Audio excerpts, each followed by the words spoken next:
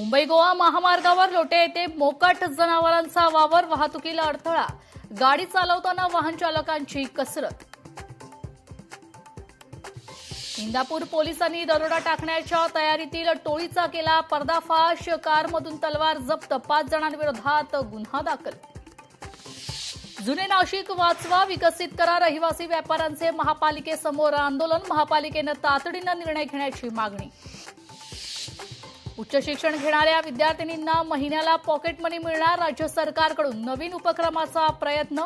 उच्च शिक्षण घेणाऱ्या विद्यार्थिनींना दरमहा 2000 पॉकेट मनी देण्याबाबत विचार. गणेश भक्तांसाठी महत्वाची बातमी, 6 फुटांपेक्षा मोठ्या पीओपी मूर्तींच्या विसर्जनाबाबत हायकोर्टाचा मोठा निर्णय. गणेश मूर्तींचे विसर्जन नैसर्गिक जलप्रवाहात करण्यास परवानगी. कळवा पोलिसांची दुचाकी चोरांवर केली धडक कारवाई, 2 दुचाकी चोरट्यांना बेड्या, चोरीच्या 2 गाड्या जप्त. धाराशिवच्या कळंब नगर परिषदेतील 10 नगरसेवकांचा भाजपात पक्षप्रवेश. शिवसेना ठाकरे गट आणि काँग्रेस पक्षातून भाजपमध्ये 10 नगरसेवकांचा पक्षप्रवेश. आमदार कैलास पाटील यांना मोठा धक्का आहे.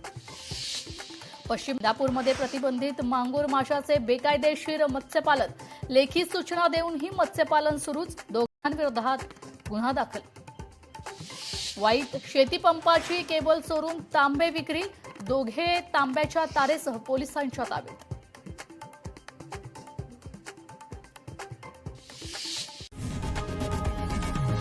लोकशाही मराठी ऐका, पहा, जागरूक रहा.